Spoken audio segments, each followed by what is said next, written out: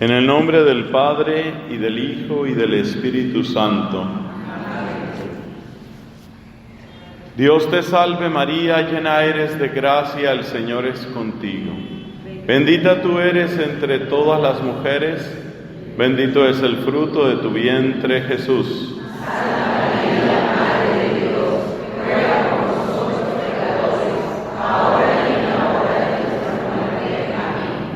En el nombre del Padre, y del Hijo, y del Espíritu Santo. Amén. Por favor, siéntense, hermanos queridos. Conocemos bien, hermanos, cuántos bienes y qué preciosos nos concede Dios a través de la Virgen Santísima. Algunos santos han tenido expresiones que son al mismo tiempo generosas y ciertas.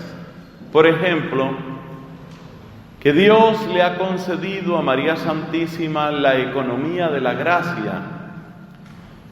De algún modo, a través de ella recibimos esa gracia bendita de salvación, porque en ella Dios ha querido entregarnos a su propio Hijo, en quien está nuestra redención.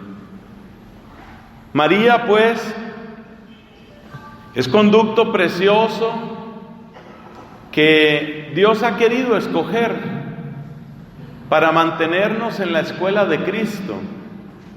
El mandato perenne de la Virgen Santísima es: hagan lo que Él les diga. Y así, los que amamos a la Virgen, estamos siempre buscando la escuela de Cristo. Ella nos mantiene matriculados, podemos decir, en esa escuela, en ese discipulado hermoso. María Santísima ayuda a que nuestra fe sea real, a que nuestra fe haga carne el Evangelio, porque en ella se hizo carne. Ella sabe muy bien lo que significa hacer carne la palabra divina, porque ese es el misterio bendito que sucedió en su propio cuerpo. Hoy vamos a reflexionar sobre un punto muy bonito. En nuestra época hay una tentación muy grande que la podemos llamar el catolicismo light. Una especie de fe superficial y una vida que fácilmente se acomoda a los placeres y pareceres del mundo. Luego vamos a dar una definición más precisa. A eso llamamos un catolicismo light. Y uno de los grandes bienes que trae la amistad y cercanía con la Virgen es que nos libra, nos saca de ese catolicismo superficial, de esa fe superficial, y nos lleva a una fe madura, profunda, coherente, fructuosa, fecunda. O sea que vamos a hablar de eso.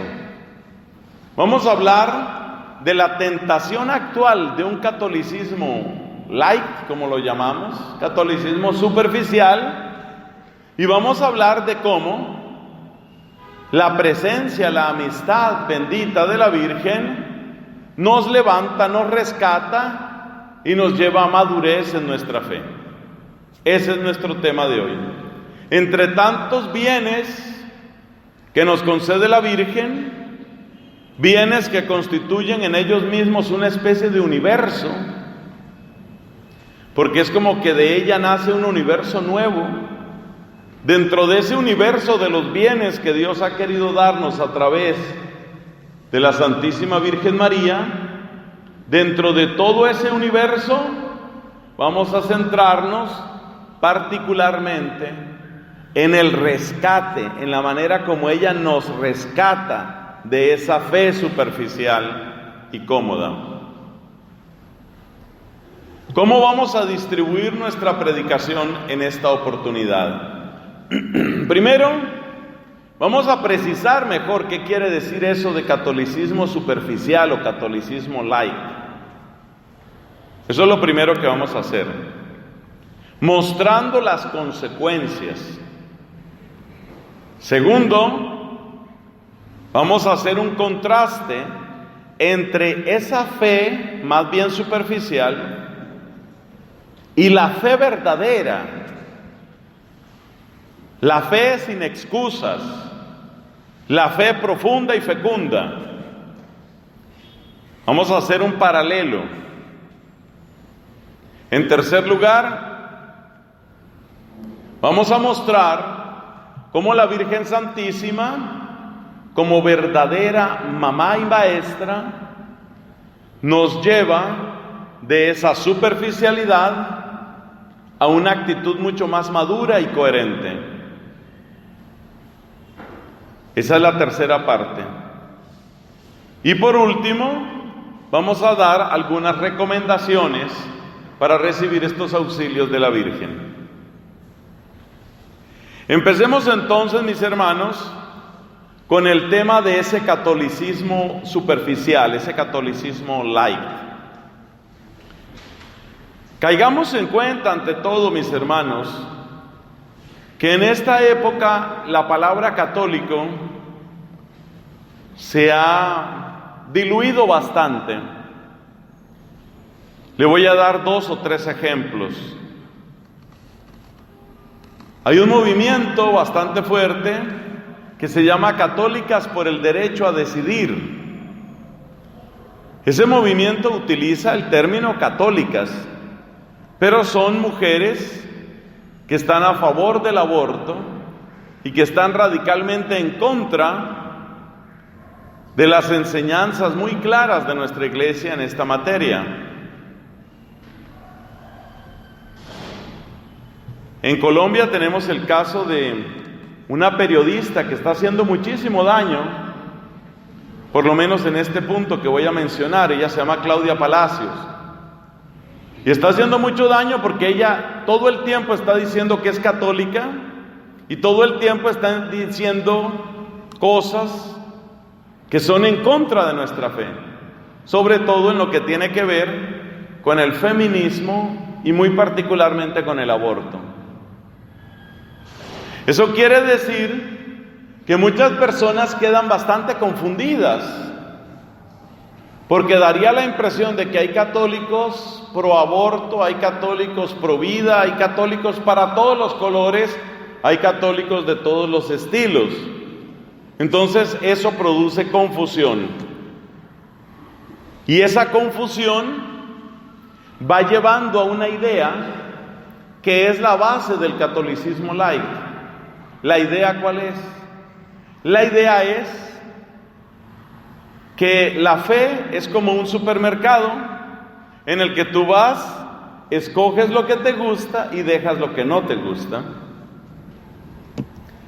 Si te gusta la pasta pero no te gusta el arroz, entonces en tu carrito de mercado echas pasta y no echas arroz. Si te gusta salsa barbecue pero no te gusta salsa de tomate, echas una y dejas la otra. Entonces la gente, con esta desvalorización del término católico, la gente se va metiendo en la idea de que lo de católico es como un supermercado en el que yo puedo meter lo que a mí me interese y puedo dejar por fuera lo que no me cuadre. Segundo síntoma. En este segundo síntoma tenemos responsabilidad sacerdotes y supongo que también algunos obispos. Hay instituciones, ya no del mundo, sino de la misma Iglesia, que deberían ser particularmente faros con una luz muy nítida y muy potente, y no lo son. Entonces tenemos universidades que se llaman católicas, y tenemos incluso universidades que se llaman pontificias.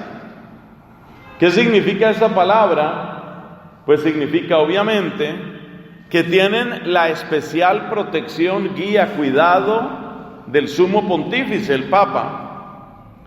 Pero tenemos universidades pontificias, tenemos universidades católicas que no están enseñando lo que es católico.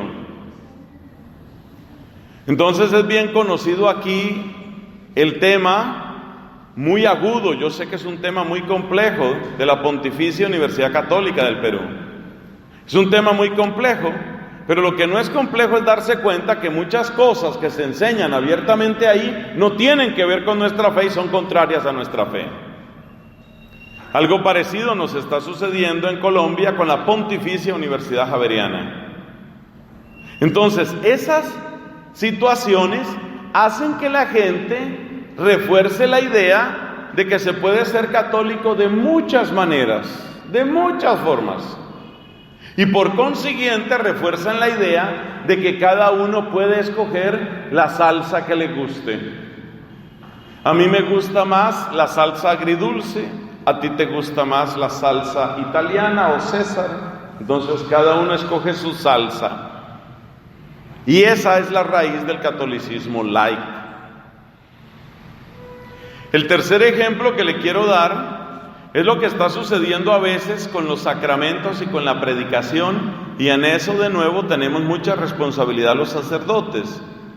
Cuando yo menciono aquí la responsabilidad sacerdotal, implícitamente les estoy diciendo, les estoy pidiendo a ustedes, oren más por nosotros, porque necesitamos ciertamente más sacerdotes, pero sobre todo más sacerdotes fieles a la doctrina propia de la Iglesia y fieles en su testimonio a lo que significa el seguimiento de Cristo.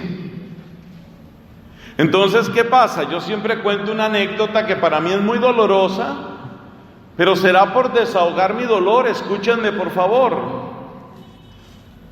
Yo durante un tiempo fui rector del Santuario Mariano Nacional. Entre todos los santuarios de la Virgen que hay en mi país, Colombia, el Santuario Mariano Nacional es Chiquinquirá. Por supuesto, como en todos los santuarios de la Virgen, hay un amplio servicio de confesión. Y la anécdota que siempre cuento es que estaba yo mismo sentado en un confesionario. Esos confesionarios están abiertos en la parte delantera, y en la parte derecha e izquierda, pues también pueden acercarse los penitentes, conservando, si así lo desean, perfecto anonimato. Pero la parte delantera está abierta, entonces por ahí puede ver uno, obviamente, lo que está sucediendo. Mucha gente llega a confesarse, son varios confesores, hay muchas filas, hay mucho movimiento. Mientras yo estaba en mi servicio de confesión, noto que una persona, una señorita, se levanta de otro confesionario.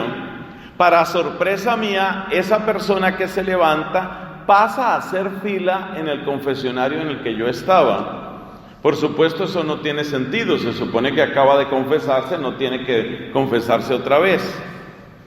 Efectivamente, cuando le llega su turno, lo primero que ella me dice es: Padre, yo acabo de confesarme, pero no me he sentido bien confesada.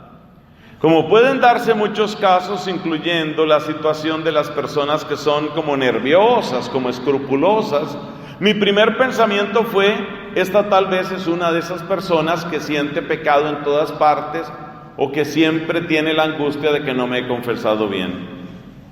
Pero me parece que no era la situación de esta dama, porque lo que ella me dice es que el Padre con el que me acabo de confesar a todo me ha dicho: eso no es pecado, eso no es pecado, eso no es pecado. Especialmente en lo que tiene que ver con asunto de afecto y con asunto de sexo. Entonces, ¿qué pasa? Que si una persona se va a confesar con un sacerdote y el sacerdote le dice: eso no es pecado y usted no tiene que volverse a confesar de eso, y va donde otro sacerdote y ese otro sacerdote le dice: gracias a Dios usted se ha resuelto a confesarse, ¿qué queda en la cabecita de esa persona? Lo que queda en la cabecita es: yo veré a qué padre voy a confesarme. Y de nuevo la idea del supermercado. La realidad es que en algunos lugares, en algunos países, Si usted busca lo suficiente, usted puede encontrar el sacerdote que le apruebe casi lo que sea. Con motivo de estos escándalos a nivel mundial que se han presentado en la iglesia, escándalos de abuso sexual y todo ese tipo de cosas, pues ha salido a luz mucha basura que tristemente tiene nuestra iglesia católica, no la podemos tapar. Y de hecho, por estar tapando, las cosas se han agravado de la manera que ha sucedido. Entonces, a raíz de todos estos escándalos, leí el testimonio de un señor bastante conocido en las redes sociales. Yo podría darles el nombre, pero creo que no es del caso acá. Este señor es un norteamericano que dice que él, personalmente, tuvo siempre, desde que él se acuerda, una gran tendencia a la homosexualidad. Y cuando él fue a hablar con un sacerdote sobre el tema, más o menos lo que el sacerdote le dijo fue: Dios lo hizo a usted así, no se preocupe por eso, siga adelante, trate de buscar su amor, trate de buscar su felicidad. A lo máximo a lo que llegaron algunos de los sacerdotes con el que él estuvo hablando, a lo máximo a lo que llegaron fue a decirle: procure ser fiel a una sola pareja, o sea, consígase otro hombre y manténgase con ese hombre todo el tiempo. Entonces, este señor de esa tendencia intensa, esa tendencia homosexual muy intensa, escribió un artículo que le ha dado la vuelta al mundo. Y él dice: a mí me faltó encontrarme con un sacerdote que me dijera la verdad. Porque después de muchos años de tener muchas parejas homosexuales, este hombre se da cuenta, porque se lo grita su conciencia, porque se lo grita la perturbación de la paz en su alma, y porque se lo grita la enseñanza de la iglesia, que en esta materia es tan caritativa como clara, él se da cuenta de que está mal. Por fin se encontró con un sacerdote que le dijo lo que es la enseñanza de la iglesia. La enseñanza, vamos a llamarla oficial de la iglesia. Y la enseñanza oficial de la iglesia no es hundir a las personas, pero la enseñanza oficial de la iglesia es que si tú tienes una determinada tendencia al pecado, la que sea, cualquiera que sea tu tendencia, pues tendrás que luchar con esa tendencia al pecado. Si tú tienes una tendencia al pecado, que es emborracharte, si tienes una tendencia que es mentir, si tienes una tendencia que es vengarte, o si tienes una tendencia a ser humillante con la gente, seguramente vas a tener que luchar la vida entera con esa mala tendencia que tú tienes. Pero la solución no es darle curso a esa tendencia que tú tienes. Esa es la manera como la iglesia siempre ha abordado esto. O sea que simplemente la situación es muy sencilla. Ningún pecado tiene corona, ninguno. ¿Qué tal que aplicáramos esa lógica que tantos quieren aplicar a la homosexualidad? ¿Qué tal que la aplicáramos, por ejemplo, al matrimonio? ¿Usted se imagina que una persona adúltera llegara donde el sacerdote y le dijera: Padre, estoy agobiado por unos pensamientos de adulterio, estoy que no puedo, no he caído todavía, pero ya no sé qué hacer con esto, tengo imágenes continuamente en mi mente, ya incluso he planeado cómo serle infiel a mi esposa sin que se dé cuenta? ¿Usted qué pensaría del sacerdote que le dijera: mire, eso no es pecado, siga adelante, eso sí, sea muy inteligente, no se deje coger?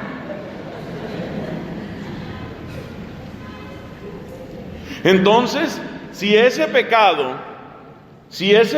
nosotros no lo admitimos, y con razón no lo admitimos, aunque habrá quien quiera admitir también ese, lo mismo vale para todos los pecados. Es decir, esto no es ninguna obsesión ni con el sexo ni con los homosexuales. Lo que pasa es que ese tema está particularmente de moda hoy, por razones culturales que en otro ambiente se pueden discutir.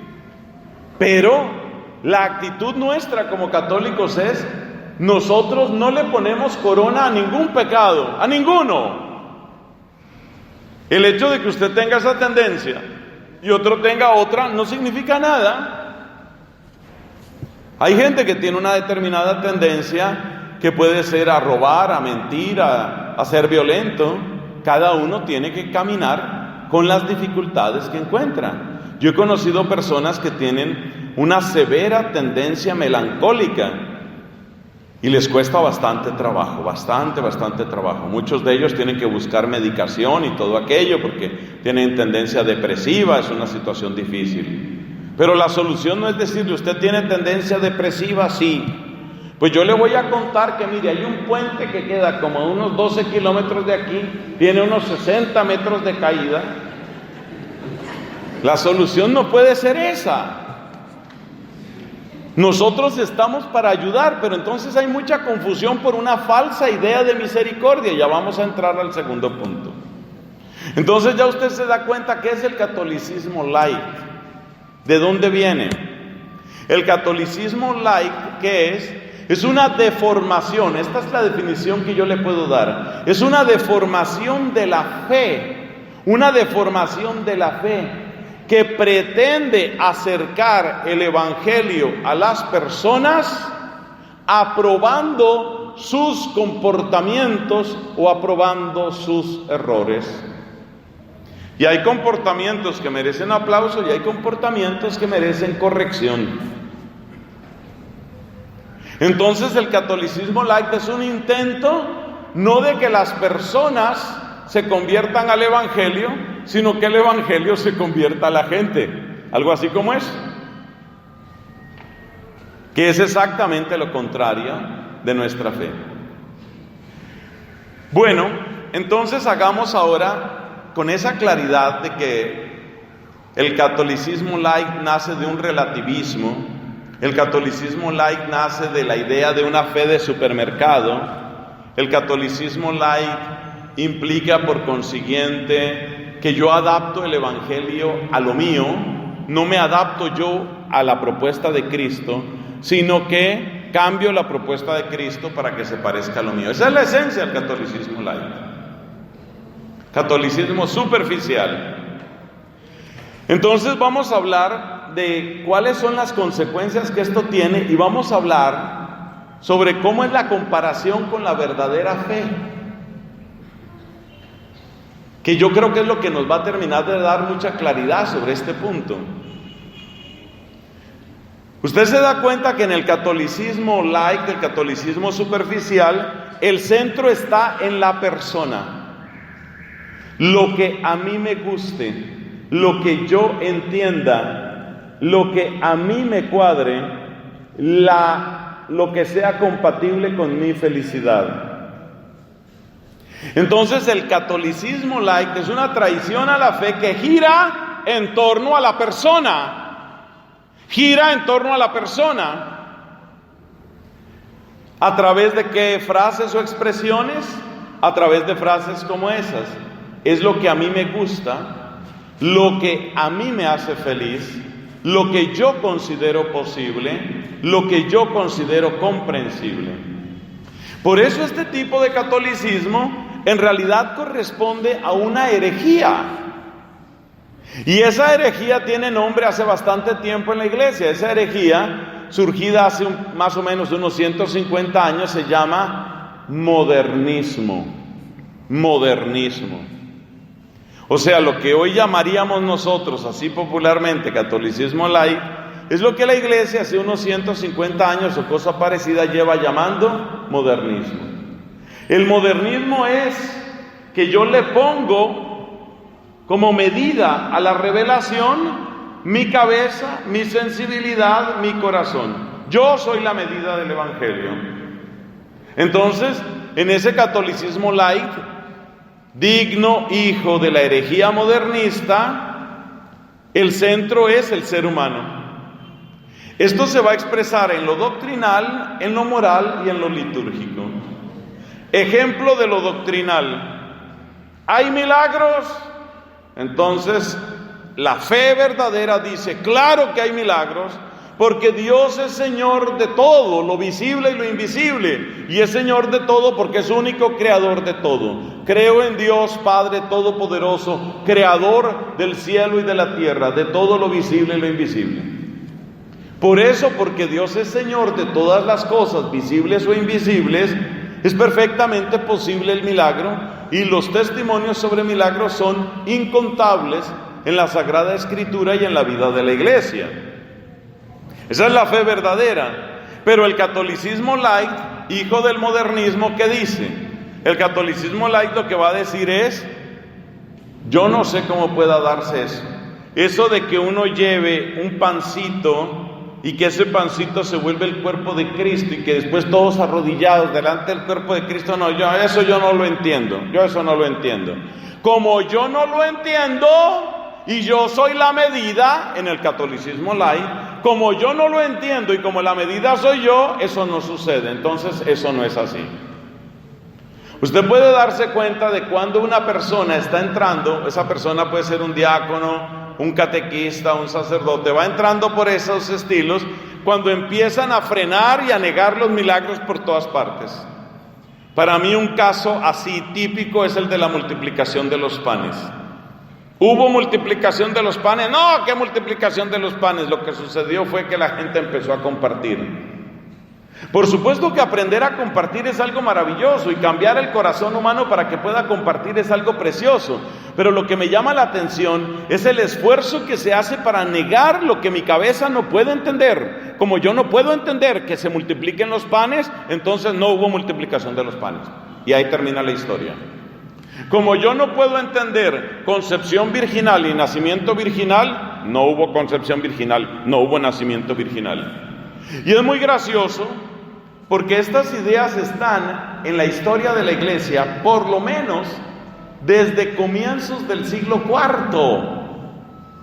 Por esa época, un gran predicador llamado San Atanasio de Alejandría ya hacía incluso burla de este tema, diciendo: hay algunos que andan repitiendo, pero ¿cómo es eso? ¿Pero cómo es eso? ¿Pero cómo es eso? Y dice San Atanasio, como si solo pudiera ser lo que ellos pudieran entender.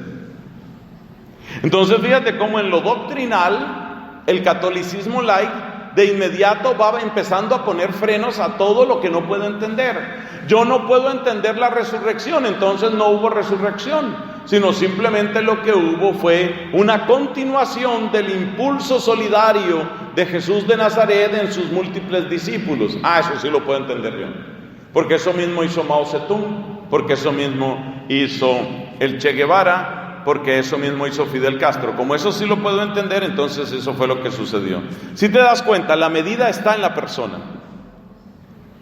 Entonces fíjate la afectación que eso tiene en términos de el dogma, en términos de la doctrina, porque la doctrina es solamente lo que yo pueda entender.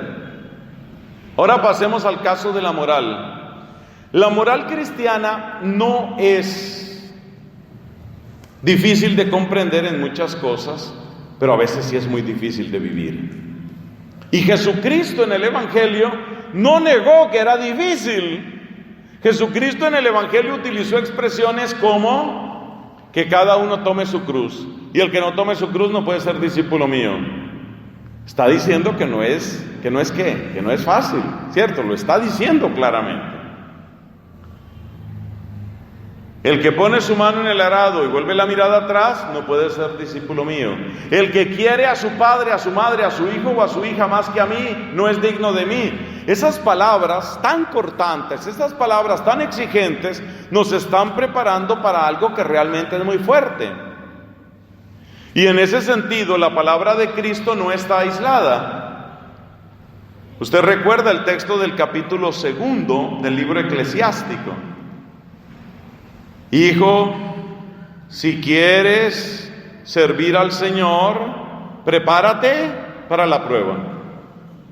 O sea que Jesucristo tampoco está diciendo una novedad absoluta, es algo que ya viene claro incluso desde el Antiguo Testamento. No quiere decir que uno todos los días esté padeciendo de una manera horrorosa, incomprensible, inaguantable, pero sí quiere decir que hay momentos que pueden tener esas características. Y los que mejor nos enseñan sobre esto, ¿quiénes son? Los mártires. Los múltiples mártires. Son los mártires los que nos enseñan que hay momentos en que preferir a Cristo puede tener consecuencias tan serias como que tú pierdas tus posesiones, como que te traicionen tus amigos, como que quedes en manos de tus enemigos. Todas esas cosas pueden suceder y suceden.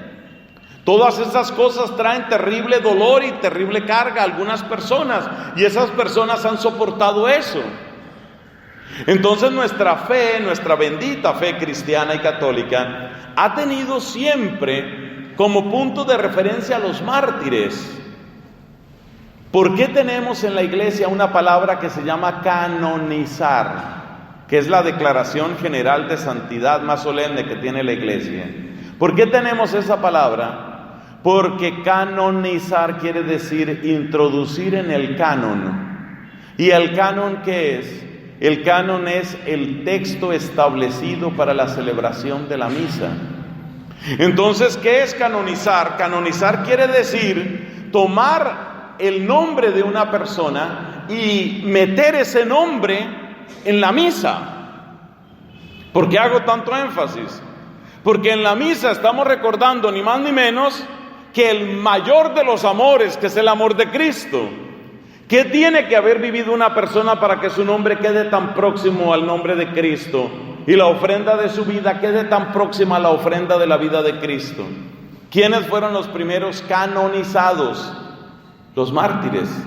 Es decir, el pueblo de Dios entendió que si una persona, como decir un San Lorenzo, como decir un San Vicente, como decir unas santas que fueron horriblemente torturadas, felicitas y perpetua, o una chiquilla que fue decapitada cuando tenía unos 12 años de edad, llamada Inés, allá en Roma. Si una niña fue llevada a las peores torturas psicológicas y luego decapitada, pero no negó a Cristo, eso nos dice algo, eso nos grita algo a todos. Eso nos dice que la fe es algo muy serio. ¿Todos los días están sucediendo esa clase de cosas? Pues en nuestro ambiente no. Hay ambientes donde a veces ha sucedido eso. Todavía están frescas las páginas gloriosas de los mártires del Estado Islámico. Hay cosas simplemente espantosas que yo sé que ofenderían o lastimarían los oídos de ustedes en este momento, y solo mencionaré una. Encerrar en una especie de celda, en una especie de jaula, un grupo de niños cristianos, solamente porque son cristianos, para quemarlos vivos delante de los papás. Es difícil imaginar un sadismo más espantoso, y ha habido personas que han soportado eso, ver cómo arde el propio hijo, verlo ahí quemarse sin negar a Cristo. Es evidente que esas personas son las grandes lumbreras de nuestra fe, y es evidente que en esas personas todos entendemos que la lucha contra el pecado es una cosa seria. Pues de esto nos advierte la misma Sagrada Escritura, mis hermanos. ¿Qué encontramos en la carta a los Hebreos? Hacia el final de este texto precioso de la carta a los Hebreos, encontramos que el autor de este documento dice a sus lectores, precisamente judíos convertidos al cristianismo, por eso se llama carta a los Hebreos, judíos convertidos al cristianismo que a causa de su conversión estaban sufriendo horriblemente de muchas cosas: confiscación de bienes, ridículo, aislamiento, pobreza. Pero mira lo que les dice el autor de la carta a los Hebreos. Les dice: ustedes todavía no han llegado hasta la sangre en su lucha contra el pecado.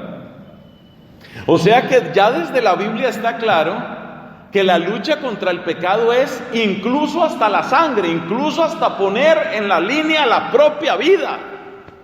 Eso está claro. Pero ¿qué quiere el catolicismo light? Si me cuesta mucho trabajo, si contradice demasiado mis tendencias, si se opone a mi idea de felicidad, no, Dios no me puede estar pidiendo eso. Dios no me puede estar pidiendo. Padre, lo que sucede es que, mire, yo me casé muy enamorado de mi mujer, pero a los 32 años a ella le salió una artritis deformante. Como consecuencia de esto, pues ella entró realmente en un decaimiento total. A ver, Padre, no sé cómo decirle esto. Entiéndame por favor, entiéndame. Yo sé que usted tiene su vida de oración, usted tiene todo eso, pero yo soy un humano normal. Y de repente me encuentro con que prácticamente no puedo tener ni siquiera intimidad con mi mujer, porque mi mujer está todo el tiempo adolorida, y cuando no está dolorida está en tratamiento. Mire, yo realmente pues Yo no puedo con eso, yo no puedo con eso. Yo no soy ningún héroe, yo no puedo con eso. Entonces, pues la verdad me sabe un poco mal, Padre, pero pues yo la he dejado. Hicimos ya los papeles de divorcio y ella lo que necesita no es un esposo, ella necesita ese enfermero, enfermera, lo que sea, pero yo sí necesito una esposa con la que yo pueda ser feliz, porque yo soy un hombre normal, yo tengo mis hormonas, yo necesito mi sexo, yo necesito mi vida íntima, y esa mujer no me puede dar eso. Entonces, pues sí, yo me siento un poco incómodo, le reconozco, Padre, que a veces me siento un poco incómodo, me siento un poco mal, pero yo finalmente me divorcié de ella y la dejé porque así no puede ser. Así no puede ser. Es decir, primero estoy yo. Señor, el día que usted se casó, puso cuidado. Sí, puso cuidado lo que estaba diciendo. Usted ha oído lo que dice la fórmula del sacramento del matrimonio, la fórmula de consentimiento. Hay varias fórmulas, pero de manera equivalente todas dicen lo mismo. Por ejemplo, hay una que dice, usted, Pedro Pablo, acepta a Ana Jacinta como esposa y promete serle fiel. ¿Y qué dice? En la salud y en la enfermedad, en la pobreza y en la riqueza, para amarla y respetarla todos los días de su vida. Ahí que decía, todos los días de su vida, o sea que su esposa se podía enfermar. Eso estaba ya ahí implícito, y usted delante de la asamblea cristiana y delante de Cristo ha prometido eso. Sí, Padre, que lo tengo muy claro, yo sé lo que yo dije, pero es que yo soy un hombre, yo tengo hormonas, y mis hormonas, tengo muchísimas hormonas, no se imagina la cantidad de hormonas que tengo. Y ya está, o sea, primero estoy yo. Entonces la moral, ¿cómo se vuelve la moral dentro de este esquema modernista? La moral, ¿cómo se vuelve? La moral se vuelve lo que a mí me parezca alcanzable. Lo que a mí me parezca alcanzable. ¿Y qué es lo que a mí me parece alcanzable? Bueno, que mi mujer, pues, está la verdad un poquito gordita, ya no está tan buena, tan bonita, tan sexy como, pero yo puedo vivir con eso. O sea, eso me parece alcanzable. Pero lo de la artritis ya no me parece alcanzable, entonces como conclusión queda cancelado ese matrimonio. ¿Por qué? Porque Dios, oiga, y se oyen estas frases, porque Dios no me puede exigir eso. Porque es que los ideales son los ideales, pero no todos estamos para el heroísmo, no todos estamos para los ideales. Y entonces yo digo, y entonces Inés, Santa Inés, virgen y mártir, 12 años de edad, bueno, pues eso fue ella, bien por ella, pero yo no. Entonces te das cuenta en qué consiste el catolicismo laico. La medida soy yo, lo que yo alcance, lo que a mí me parezca, lo que a mí me guste, lo que a mí me haga feliz. ¿Por qué las toneladas de hormonas que yo llevo no pueden tolerar esta situación? Entonces, como consecuencia, me divorcié de ella y ahora pues tengo otra mujer. Lo primero que le dije es cuidado con la artritis.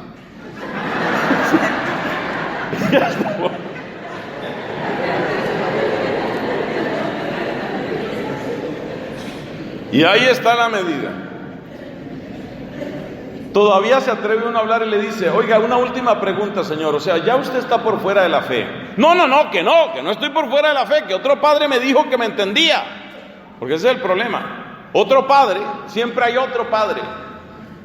Eso nos tiene muy mal en la Iglesia Católica, muy mal, eso de que siempre se puede buscar otro padre. Bueno, entonces le dice uno, bueno, usted está por fuera de la fe católica y ese otro padre también está por fuera de la fe católica. Pero yo le quiero preguntar esto. Si el de la artritis fuera usted y la de las hormonas fuera ella, ¿ahí qué pasa? No, pues yo la entendería, dice la persona, por una cierta coherencia mental, yo la entendería, pero quiere decir que su vida, eso que usted valora tanto y eso que usted pone como el culmen de su felicidad, eso también se le hubiera acabado ahí. ¿Y ahí qué pasa con eso? Pues no sé. La verdad, tal vez haría una locura. ¿Ve? Sí oye, ¿no? Tal vez haría una locura. ¿Eso qué es? Suicidio, eutanasia.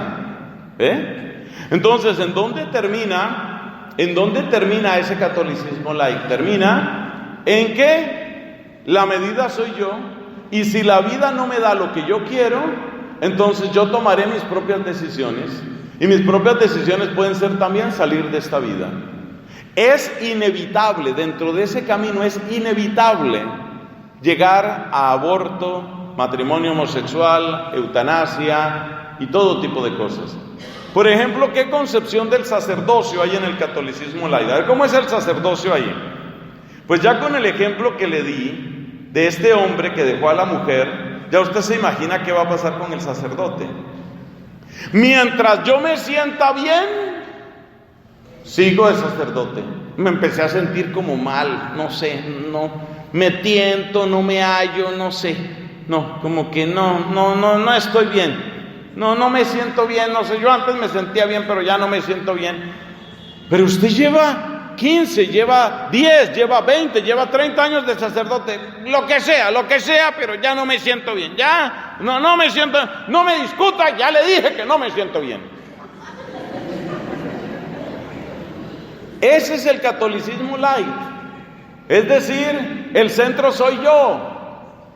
Pero si usted hace eso, si usted abandona a su esposa, ustedes ya tienen hijos, ustedes ya tienen 2 hijos, ¿qué va a pasar con esos hijos? ¿Qué ejemplo queda para esos hijos? No, yo no pienso ni en hijos ni en nada, yo lo que me doy cuenta es que yo así no puedo. Ya le expliqué, eso es una cuestión de hormonas, yo con eso no puedo. Y lo mismo en el caso del sacerdote, ¿no? No, Señor, pero usted le causa un daño a la gente. Usted estaba predicando todo el tiempo, usted estaba predicando a la gente la fidelidad y el evangelio y el amor a Cristo y la respuesta de Cristo. Y ahora, ¿cómo queda esa gente? Yo no sé cómo queda esa gente, pero yo. Ese es el catolicismo light. Entonces el catolicismo light tiene problemas con la doctrina porque es únicamente lo que yo entienda, y tiene problemas con la moral porque es únicamente lo que yo pueda, y obviamente tiene problemas con la liturgia, porque la liturgia entonces es lo que celebre mi yo, mis ideas, mi manera de pensar, mi yo. Entonces ahí tenemos un grave problema. A mí me conmueve mucho la figura de San Gregorio Magno, que precisamente lo celebrábamos hace unos pocos días. Me conmueve mucho, porque San Gregorio Magno es un hombre tan completo, con un talento administrativo único. Él llegó a ser lo que hoy llamaríamos alcalde o intendente de Roma, un monje, un músico, un escritor, un orador. De verdad que es uno de esos hombres, por eso lo llaman Magno, ¿no? Es que es uno de esos hombres en donde uno dice, Dios como que se deleitó concediéndole tantos dones tan diversos y tan complementarios. San Gregorio Magno, vale la pena conocerlo mucho. Y San Gregorio Magno dice en una de sus predicaciones, que nosotros la tenemos en la liturgia para ese día del 3 de septiembre, dice él: por amor a Cristo no me perdono a mí mismo cuando estoy predicando. Es decir, que San Gregorio Magno tenía claro que la predicación y la liturgia estaban por encima de él, y él era el Papa. Es decir, primero va la palabra, primero va la fe de la iglesia, primero va la fe de los padres, primero va la fe de los mártires, y debajo de esa fe estoy yo. Yo no estoy por encima, yo estoy por debajo. Usted sabe que me explicaron una vez que ese es el sentido de ese pequeño sombrero que se parece al solideo de los obispos y que se llama técnicamente kipa. La kipa que utilizan los judíos, muchos judíos piadosos la utilizan, es de color negro, la utilizan los varones. Y los judíos piadosos acostumbran a los niños, a los varoncitos, desde muy pequeños, los acostumbran a llevar la kipa. ¿Y qué significa la kippah? Que por encima de mis ideas, por encima de mis proyectos, por encima de mis afectos, por encima de todo mi ser, está Dabar Yahweh, la palabra de Dios. O sea, la kippah es un recordatorio de que por encima de todo lo mío está Él. Entonces la liturgia, este es un tema en el que no vamos a profundizar ahora, tal vez sería más para un retiro de sacerdotes. La liturgia se lastima mucho, sufre mucho con esta idea modernista, porque entonces la persona se pone por encima de la palabra. Como ya se nota, por ejemplo, en el caso que les dije, ¿no? El caso de esas predicaciones que son de tipo modernista. Entonces la liturgia dice claramente una cosa. Es que ustedes vieran, ya cuando uno es viejo así como yo, una persona ya mayor como yo, lo que pasa es que no se me nota, pero soy una persona mayor. Cuando uno es una persona mayor así como yo, uno le ha tocado ver muchas cosas. Entonces la liturgia, por ejemplo, solo le voy a nombrar dos casos. La liturgia habla de los santos ángeles custodios. Es una fiesta que está ahorita cerquita, el 2 de octubre. Y entonces, a mí me tocó estar en una misa en la que el sacerdote decía: bueno, pues por tradición tenemos esta celebración de estos seres que en realidad pues no sabemos si existen, si no existen. Es una manera de hablar de que Dios pues siempre es como bueno con nosotros, y además pues tú puedes ser un angelito para tu vecino, tú puedes ser un ángel para tu esposa, los niños son como angelitos, mire qué bonitos los niños, tienen unas caritas angelicales. O sea, el resumen es que ¿qué le quedó a la gente de esa fiesta? Pues que los ángeles no existen, eso no existe, que es una manera de hablar. Esa no es la fe de la iglesia, eso no es lo que la iglesia cree. Pero la persona no tiene kippah, ¿no? Ese predicador no tiene kippah. Entonces quiere decir que él se pone por encima. Por eso tenemos que pedirle mucho a Dios, todos, pero especialmente nosotros los sacerdotes, tenemos que pedirle mucho a Dios, porque a veces uno se siente muy dueño. A uno le dan un micrófono, como ahora me lo dieron aquí, a mí me dijeron agarre ese micrófono. Entonces a uno le dan un micrófono y a veces uno se siente ya el papa, ¿no? Ya uno se siente el papa. Entonces, como decía una vez un padrecito en un retiro de sacerdotes, decía, es que hay sacerdotes que no tienen parroquia sino pequeño Vaticano, ¿no? Entonces ellos son ahí la congregación para la doctrina de la fe, ellos organizan la liturgia, ordenan monaguillos, yo te ordeno. ellos tienen ahí su pequeño Vaticano. Entonces, ¿por qué se hace eso? Porque el centro soy yo. ¿Cómo nos ayuda la Virgen? Hay 3 frases de la Virgen que son la respuesta a todo esto. La primera, y tal vez la más importante: aquí está la esclava del Señor. Todo este modernismo, herejía modernista, modernismo no significa que somos enemigos de lo moderno por ser moderno, ¿no? Estoy hablando técnicamente de herejía modernista, que no podemos profundizar más en eso, pero ya vimos que es tomar al ser humano como medida de. Toda esta herejía modernista, ya la hemos resumido, el ser humano se toma como medida. Pero entonces, ¿qué nos dice María? Ella no es la medida. Eso es tan hermoso, eso es tan hermoso.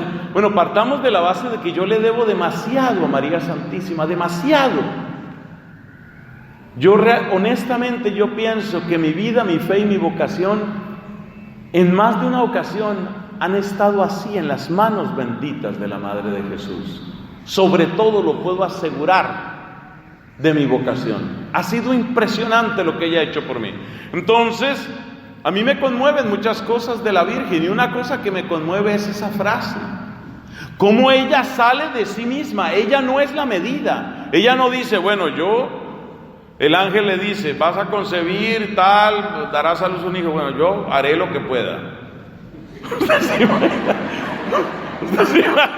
Usted se imagina a la Virgen, ¿ah? Usted se imagina a la Virgen. Se imagina a la Virgen diciendo, bueno, yo haré lo que pueda. Hay un ideal de maternidad, vamos a ver si llego. Ella no pone condiciones. Eso es maravilloso. Por eso, el lápiz de Dios pudo escribir en ella con total libertad, porque ella no puso condiciones. Ella ni siquiera le puso márgenes a la hoja de su vida. Los márgenes los darás tú, Señor. ¿Cuánta alegría le cabe a mi pecho? ¿O cuánto dolor le cabe a mi corazón? No lo sé yo, solo lo sabes tú, Señor. Esa es María. Por eso María responde a todo ese pensamiento light, a todo ese pensamiento de herejía modernista, porque ella es la que no le pone límites a Dios. Por eso también le puede hablar con confianza el bendito arcángel ¿San qué? Ah, sí se lo sabe. San Gabriel, cuando le dice, porque nada es imposible para Dios. Esa frase es clave, y así derrota a ella. Segundo, María recibe el elogio más grande que puede recibir una fémina, una mujer sobre esta tierra. Bendita tú entre todas las mujeres.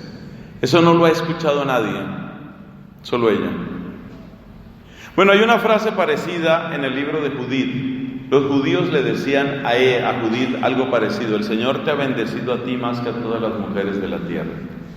Ese era lo que decían por un acto precioso de fe de esta mujer llamada Judith, que condujo a la liberación de los judíos. Entonces, María Santísima recibe semejante elogio: bendita tú entre todas las mujeres.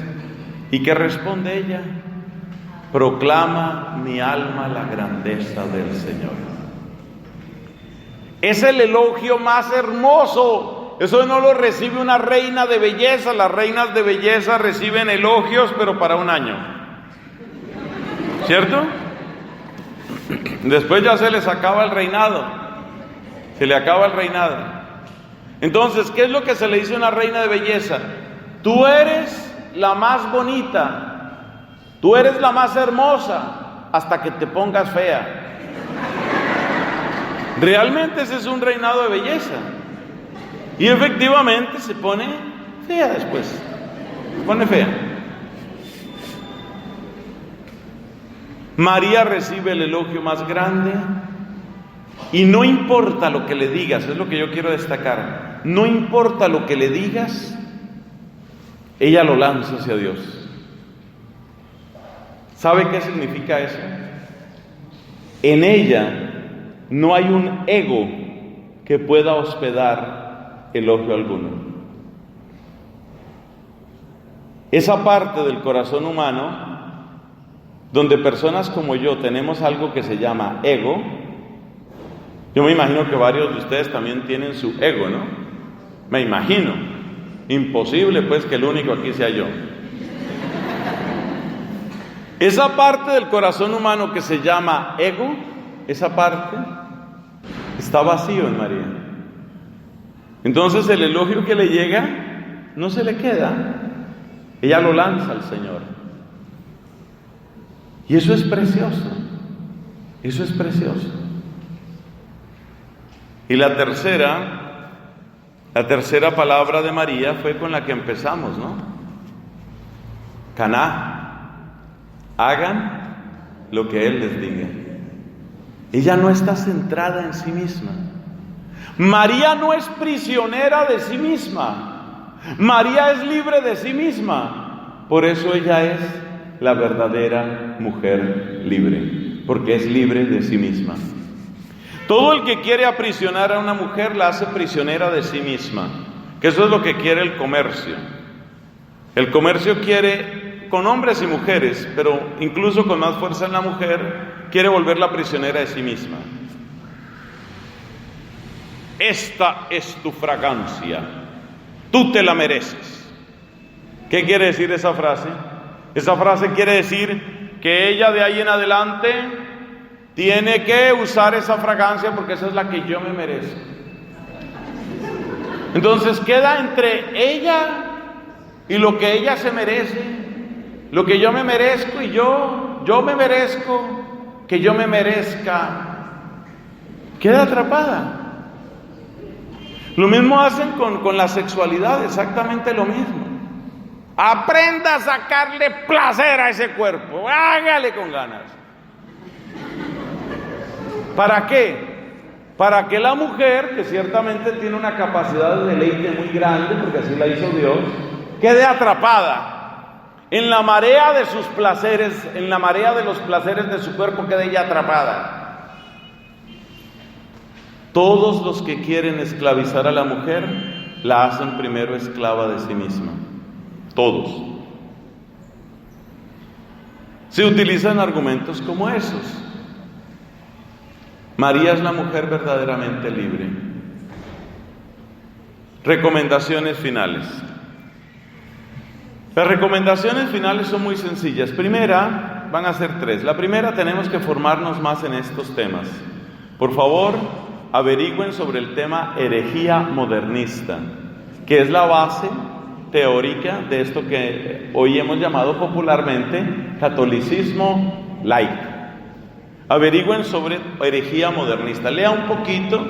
El gran campeón contra la herejía modernista fue un papa llamado Pío X, San Pío X, que entre otras cosas es un papa muy interesante. Vivió a comienzos del siglo XX, finales del siglo XIX, comienzos del siglo XX.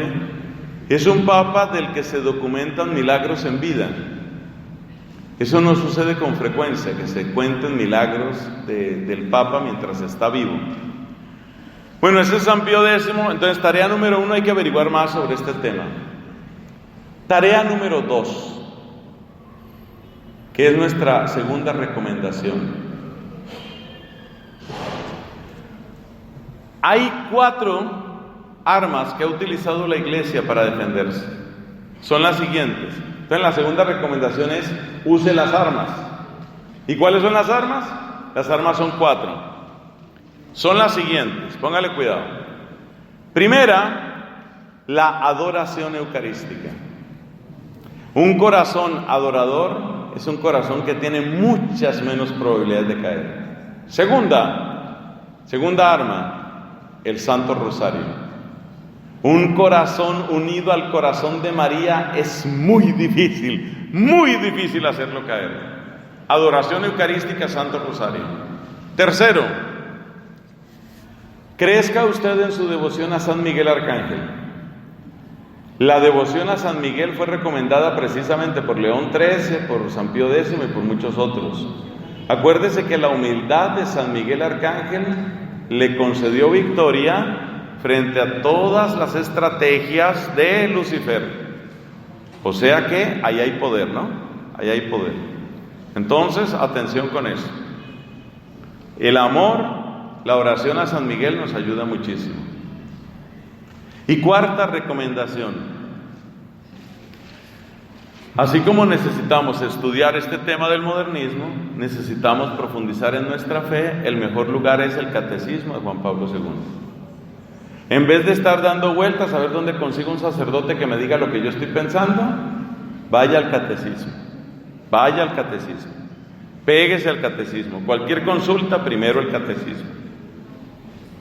Entonces, fíjense, las recomendaciones: adoración eucarística, Santo Rosario, San Miguel Arcángel, buen catecismo. Eso le da mucha fortaleza. Eso se llama use las armas. Use las armas.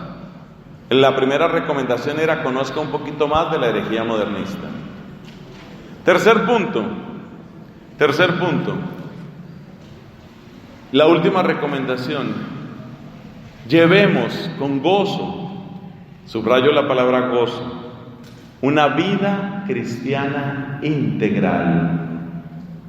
O sea, seamos testigos, ustedes y yo, seamos testigos, por favor, testigos de la alegría del Evangelio, testigos de que con el Señor de verdad se cumple la frase de San Pablo: todo lo puedo en Cristo que me fortalece. El mundo tal vez nos detesta, tal vez nos persigue, tal vez se burla de nosotros, tal vez. Pero el mundo necesita ver que todo lo puedo en Cristo que me fortalece. Entonces llénate de esa presencia de Cristo, y más que con muchos argumentos, muestra con tu propia vida, muestra que todo lo puedes en Cristo que te fortalece. Y eso con gozo. El gozo es muy importante, la alegría, porque es gozoso. Y eso nos enseña María del Magnificat nos enseña eso. Gloria al Padre, al Hijo y al Espíritu Santo.